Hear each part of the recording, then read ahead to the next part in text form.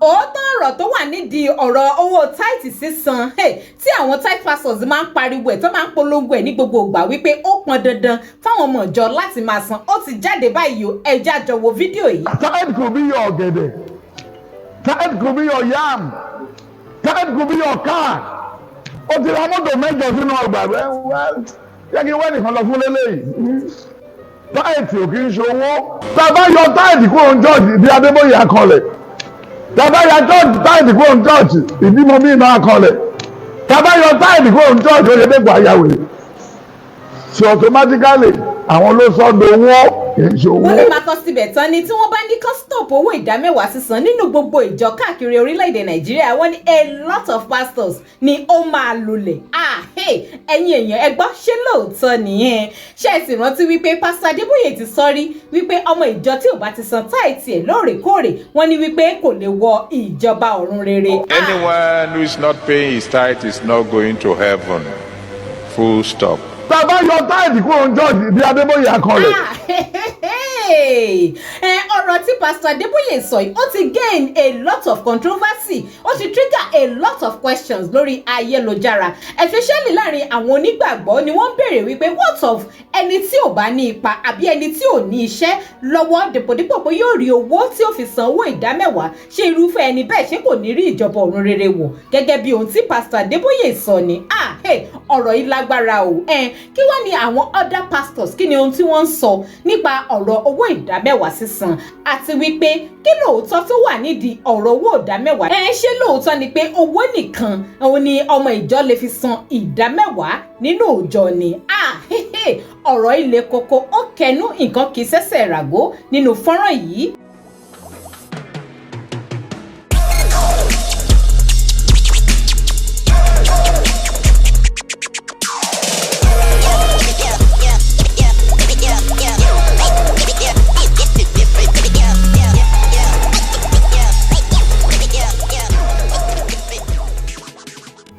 Sórí ìkànnì Digi Naija Television tẹ́yìn bá ṣe ń wò mí fún ìgbà àkọ́kọ́ ẹ máa bá mi tẹ subscribe button tó wà ní abẹ́ fídíò yìí ẹ máa bá mi like kẹ́ sì máa fi èrò yín sí comment ẹ sì má gbàgbé láti máa bá mi share kó máa lọ sí gbogbo orí ayélujára ẹ jẹ́ ká gbọ́ nǹkan tí Pastor Damina ní sọ nípa ọ̀rọ̀ owó tithe sísan. Go and see. It's an Islamic country. Go and see. Go to Dubai and see.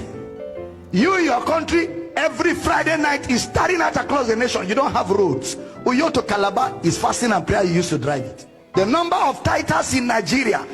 should have been the wealthiest nation on earth if tithing was God's device for prosperity. Ẹ̀yin èèyàn mi ohun tí Pastor Damina ń jẹ́ kó yé wa ó ní wípé tá a bá lọ wo gbogbo àwọn orílẹ̀-èdè tó kù especially àwọn Islamic countries ní gbogbo àgbáyé bíi Dubai a rí wípé a lot of developments ló wà ní àwọn countries wọ̀nyí tó ṣiṣẹ́ wípé wọn kì í san owó ìdámẹ́wàá sísan àmọ́ tẹ́ bá wá wo Nàìjíríà tó ṣe pé gbogbo ìgbà báyìí la fi máa ń san owó ìdámẹ́wàá development mélòó la lè tọ́ka sí wípé ó wà ní orílẹ̀-èdè wa tí ìdámẹ́wàá sísan tó ti ṣe fún wa ní country yìí nítorí tí wọ́n bá ṣe pé lóòótọ́ ó ní pé owó ìdámẹ́wàá ló máa ń mú ìdàgbàsókè dé bá èèyàn ló máa ń sọ̀yàn di mílíọ̀níà àbí sọ̀yàn di bílíọ̀níà àwa Nigerians ló yẹ kí a jẹ́ olówó jù ní gbogbo àgbáláyé àmọ́ instead àwa ni ànídàgbàsókè ní country wa àwa là ń suffer from poverty àwa ni gbogbo nǹkan ń ṣe àbí báwo ni ẹ̀yin gan ṣe rí ọ̀rọ̀ yìí sí ẹ máa bá mi sọ sí comment ẹ tún jẹ́ àgbọ̀n nǹkan tí wòlíì máa kọ síbẹ̀ tán táwọn náà ní sọ nípa ọ̀rọ̀ owó tithe sísan.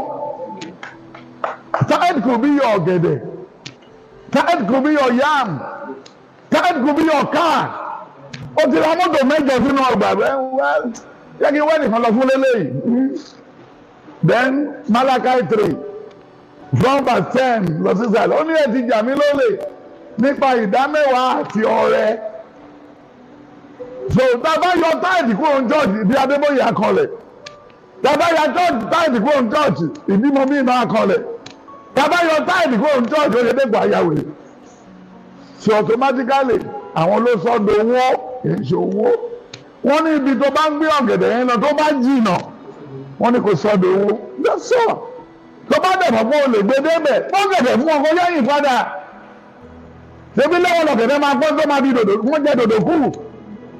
Kọ́ máa jẹ́ dòdò náà. That is it. But wọ́n ti kó yín láyà jẹ́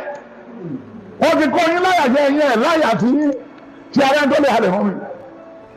bí mo ṣe wà tí ara ń tó lè halẹ̀ mọ́ mi kí ló fà á mo gún yọ̀ọ̀tà lọ́rẹ̀ mo ń lu 2000 block igun orí ilé tó ń kọ́ ní 6 alẹ́ sí 6 àárọ̀ ọjọ́ kejì màá tún ṣe lébùrà à ń bẹ̀ bẹ́ẹ̀ lẹ́yìn yẹn mo tún fọ̀kadà ń kó epo bẹ́ẹ̀ lẹ́yìn yẹn mo tún gún yọ̀ọ̀tà lọ́rẹ̀ mo tún ṣe ọmọ ọ̀dọ̀ for 4 years bẹ́ẹ̀ lẹ́yìn yẹn mo tún gbẹ́ sọ́kà wéta mo ń gbẹ́ sọ́kà fún báwọn èèyàn clear new plots bẹ́ẹ̀ lẹ́yìn yẹn mo tún ta cashew nut láti Enugu mo jẹ tó wá ń ta popcorn mo jẹ tó wá ń tọ ọ̀gẹ̀dẹ̀ ní Kosi market mo wá tẹran ọgbẹ́ àti ìgbín fún Sheraton hotel bẹ́ẹ̀ lẹ́yìn tí mo kúrò ń bẹ̀ yẹn lolúwa ṣe wá dé mi ládé tí mo dé Germany mo lọ ń gbá bọ́ọ̀lù ní Germany bọ̀dé mi ò ní ìwé wọn ò sanwó gidi fún mi mo lè bẹ̀rẹ̀ sí ta mọ́tò ni so mo ta mọ́tò for 10 years mi ò gbáyàn ní jìbìtì ní olùyàn ní jìbìtì mi ò fi lé tó bá jẹ́ bírèkì náà torí ẹ̀ta fún mi màá sọ fún ẹ pé problem mọ́tò yìí ni bírèkì tó bá jẹ́ kí n tún ṣe tán màá tà fún ẹ tó bá dẹ̀ fẹ́ lọ tún ṣe fún ẹ kò sí problem ẹ jọ sá báwo ni mo ṣe lè dúró kó wá san táìtì fún mi kí tó ní láyé kò sá tí bóyá ò gba gbogbo bẹ̀ wọ́n yẹn látàrí ìmọ̀ gba bẹ̀ wọ́n yẹn bẹ́ẹ̀ gbogbo èyí yóò bọ̀ ìtẹ́sẹ̀ tó ń fẹ́ sọ ìgbàdọ́ ẹ̀fẹ́ ní sùúrù bẹ́ẹ̀ náà wá pé àwọn pásítọ̀ tó ti ṣe oríire jẹun ẹ̀fẹ́ ń ṣe revival pásítọ̀ kan wá ń gorí òkè ṣọ́ọ̀bù ọ̀ni ẹni kí ló wá lọ sórí òkè tí CAC ló ń gorí òkè ọ̀bọ ẹ pè lọ́bọ ẹ lọ so ìlú mọ́ndì ó wà lókè ilé ẹ tó jẹ́ wà lókè ilé ẹ èwo lè yàn kán ló ń gorí òkè kí ló fẹ́ sọ lórí òkè ṣé Jésù wà nù gbólóhùn yẹn ni afẹ́lọ́ dáko jẹ́ afẹ́lọ́ dáko ẹnìkan gorí lé òkè ẹ̀rí mà kí ló lóun wá ń bẹ̀ you can do your 0 hour slow hour in your room but because you didn't have job kí wọ́n á pè é ń fi pé kí wọ́n ń kó yín lọ sétí òkun kí ló fẹ́ lọ sí létí òkun òkun yarọ ní òkun is a crippled creature and is meant for carrying heavy loads kì í ṣe wá gbé yín pé a lọ sétí òkun òkun á sáré jáde á fẹ́ escape mọ́ Ọlọ́run lọ́wọ́ á tún padà kí la fẹ́ sọ ń bẹ̀ kí la fẹ́ sọ lẹ́ẹ̀dín létí òkun so my brother la ojú ẹ kò dẹ̀ yára ẹ ní brain kò tẹsẹ̀ mọ́rin tó o bá ní lárí tí wà tẹ́ bí ẹni o tó bá ní lárí ni pásítọ̀ máa wá ẹ wálé o bọ̀ tó bá kù bí ẹ̀ káàtó fún ẹ pásítọ̀ wá ẹ wálé o ṣé ni yẹ tó bá lè sàn dá mẹ́wàá tó bá jẹ́ ewúrẹ́ ló ń sìn gbé lọ bá Adeboye pé nǹkan tí ìdá mẹ́wàá ni rèé á ní kó má gbé wọlé lọ tà wá jẹ́ kó ń fún ẹ lọ tà kó mọ bó ṣe rí kó tó lè kiri ẹ̀ kó tó lẹ́ni rà lọ́wọ́ òun tó àwọn ọmọ jòkó sókè Matthew 23 verse 1 to 4 ó ní àwọn wọ̀nyí wọ́n fẹ́ jòkó sí ipò Mósè ṣùgbọ́n nǹkan tó ń sọ ni wọ́n fẹ́ ká tẹ̀lé bọ̀tí wá wọn ò bá ti Bíbélì mú bẹ́ẹ̀ bá 16 17 18 19 ó ní wọ́n fi yọ eléyìí tó ṣòro nínú òfin ọ̀nà ti yọ kúrò the 1 Timothy 3 and then 2 Timothy 3 the same thing ló sọ ó ní nígbà ìkẹyìn ìgbà ewu yóò dé tí àwọn èèyàn máa pèsè wọn máa sọ wọn pé ṣọfẹ́ ní Jésù fún mi ní 10 naira mo fẹ́ lọ bá wo Jésù wá ṣe ti pé perilous time has come perilous time has what is here and that's all. ṣé o lè ṣe prayer kébi má fà ẹ́ Deuteronomy Jeremiah 8 10 to 18 ó ní kò sí àdúrà tó lè di kébi má fà ẹ́ where do we go from there? Olú Kánò ló ń lẹ́nu ọjọ́ mẹ́ta yìí sìn gọ́ọ̀mùnà ló ń fẹ́ ìyàwó fáwọn 1,800 èèyàn ó gbé bẹ́ẹ̀dì fún wọn ó gbé báàgì ráìsì fún wọn ó sanwó dáórì wọn ẹ̀jọ̀sà ní another 20 years lẹ́yìn population mélòó náà ti amass ẹ̀wọ̀n lórí burúkú dẹ̀ làwọn Haúsá àti Fúlàní wọ̀nyí ti torí pé owó tó bá jí láti Federal Port mosque náà fi ń kọ́ ní Kánò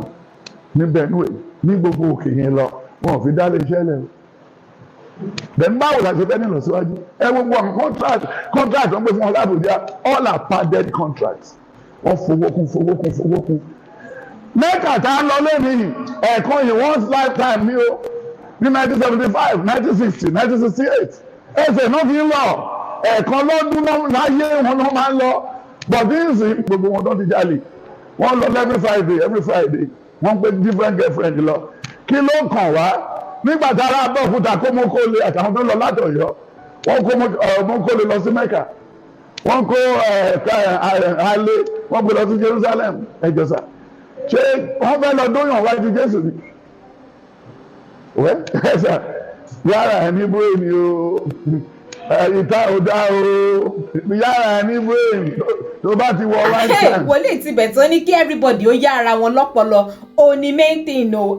torí ẹni tó gbọ́n báyìí ó mẹ́ni tó gọ̀ ẹni tó gọ̀ ò ní kó kíyèsí ara ẹ̀ kó má lọ gọ̀ kú kò jù bẹ́ẹ̀ lọ. ẹ̀yin èèyàn mi báwo lọ̀rọ̀ yìí ṣe rí lọ́dọ̀ tiyín ìyàwó ni ọ̀rọ̀ yìí kọ sí ẹ̀yin ẹ máa bá mi sọ sí comment section ẹ má wàá gbàgbé láti máa bá mi tẹ subscribe button tó wà ní abẹ́ fídíò yìí tẹ́yin ò bá ti tẹ̀ tẹ́lẹ̀ ẹ like ẹ comment kẹsì máa bá mi share kó máa lọ sí gbogbo orí ayélujára ire o.